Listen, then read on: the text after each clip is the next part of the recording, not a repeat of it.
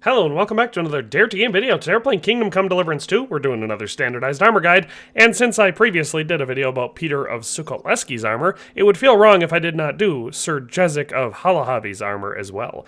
So, as far as this one's concerned, I either have already made a guide on how to find it exactly, including the like the walkthrough for the quest, or it's going to come out. I've already recorded the footage at the point of recording this video, so I know that I'm going to make the video and it's going to be coming out sometime around this one. So either it's already on the channel or it's going to be. But in short, to start the quest required to get this suit of armor, you're going to want to travel between Groschen and Opatowitz, or Old Kutna and Opatowitz, or something like that, and you will find him on the road in the woods, either along this stretch here, which I think it might be, or along this stretch here. So it's one of those roads there. You can either just ride through on your horse, or you can fast travel through it, but it's one of these two roads. You will run into him. He will accost you on the side of the road. He'll be polite, not like a lot of the bandits and robbers, but he'll be trying to rob you. Don't just kill him. You're going to want to actually talk to him and find out what's going on, because that is how you get the suit of armor. So if you want it, make sure you don't kill him when you find him in the woods.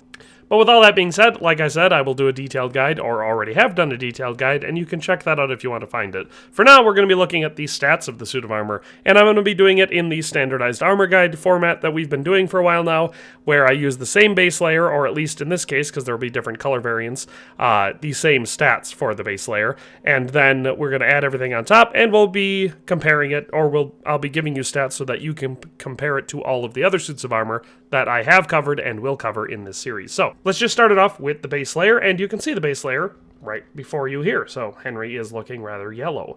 But this base layer is fairly straightforward and simple. We have a short pourpont, like we always do, but this time we use the yellow variant, and that has a stab defense of 14, slash defense of 46, and blunt defense of 35. Then we have the quilted hose on this instead of the padded hose, which we oftentimes use, but they have the same stats because we wanted yellow ones again. So this has a stab defense of 31, slash defense of 43, and blunt defense of 34. Then we have burger shoes, as we usually use for the suits of armor when we need shoes, and we have a stab defense of 1, slash defense of 4, and a blunt defense of 1. Then we have the unique spurs that you can get from Sir Jezhek, or Jezhek, however you pronounce that. And typically we don't have any jewelry or anything, but when we have name jewelry that is associated with the suit of armor, it automatically gets added. So that gives us a nice little 28-point charisma boost as a outward worn visible item. And so that's where we have that.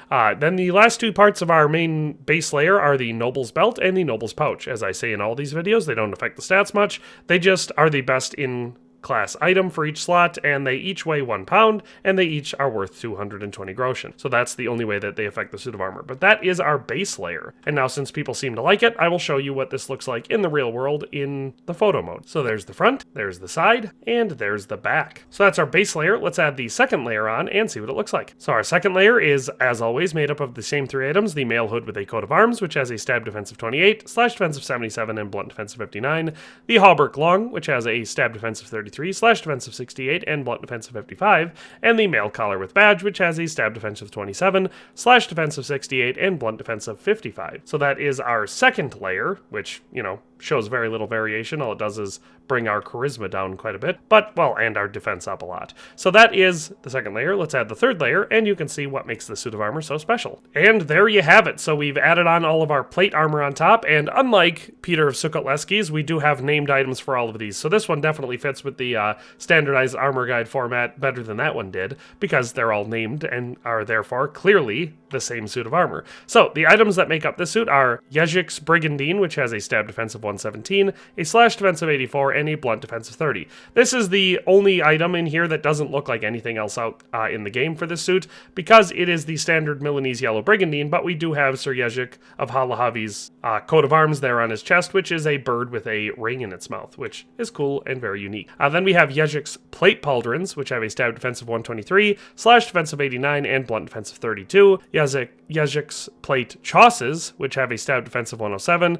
slash defense of 78, and a blunt defense of 28. Jezhek's helmet, which has a stab defense of 110, a slash defense of 81, and a blunt defense of 28, and it also just looks like the Italian bassinet. Then we have Jezhek's gloves, which have a stab defense of 130, slash defense of 95, and blunt defense of 34. Now keep in mind there is one variable in what this armor will be and what the stats will be when you get it, because I've had, in 2 separate playthroughs now, I've gotten the suit of armor. In the first playthrough, all 5 of these items were the silver level 2 variant.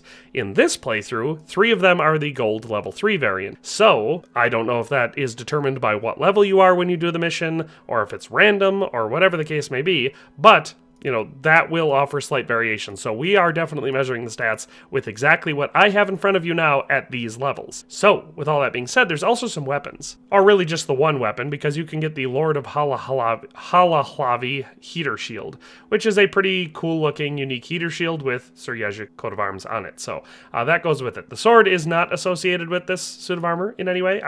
You need to have a weapon in this slot for the shield to be visible. So that's why I equipped the noble sword, because if you're going to go with a sword or one-handed weapon for a nobleman, that one is kind of the no-brainer. So for this suit of armor, the stats on this, not including any ring or necklace, and not including weapons and anything or whatever, we have a charisma of 23. So you could boost this up to 30 with some really good jewelry, but as it is, stands a little bit lower. Other stats for the suit of armor, the ones that are a little bit easier to measure like this, a total weight for this, again, not including the weapons, is 90 pounds, making it one of the heaviest suits of armor that we've had in this series.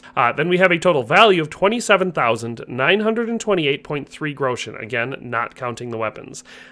Making it definitely mid-range for this series. It's on the more expensive end, but not nearly as expensive as we have seen. The armor value for this suit is decent. We have a average for the head of 259. The average for the body is 223.7. The average for the arms is 232, and the average for the legs is 178.3, giving us an overall average armor rating, or AAR, of 223.3. So, not bad considering the best we've ever achieved is 230, so definitely a suit of armor that provides you with plenty of protection. But that's not all. If you go and take, you'll be able to return his horse to him, Gringolet, and you can take the tack from Gringolet, and that tack is what you see before you here. So it's a unique yellow caparison that has his personal sigil emblazoned on it in 4 different places. You'll also be able to get this saddle for it, which is not unique, but it definitely matches with it really well as this chanfron. So what that looks like is the yellow variant of the Milanese chanfron, the Lords of Holohlavy caparison, and the Transylvanian knight saddle with the yellow accents. So those are the 3 tack items that you can get from his horse Gringolet. And that is pretty much it. So those are all of the unique items you can get if you want to look like, you know, Sir Jezhek of Holohlavy. It's so hard for me to say that. In Kingdom Come Deliverance 2. Here, I will now show you, at the end of the video, some high-definition stills of the armor and the horse and etc. So, hope you enjoy all that. Hope you enjoyed the guide. But that's all for today. We'll see you next time.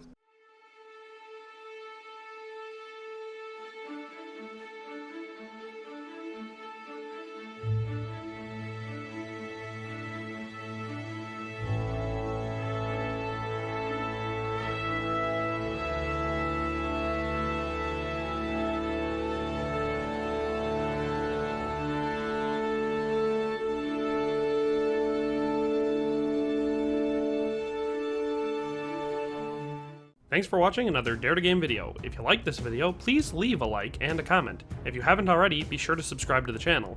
If you like my content and would like to support this channel, consider becoming a member today for as little as $1.99 a month. It makes a huge difference. But in any case, thanks for watching and have a nice day. I'll see you next time.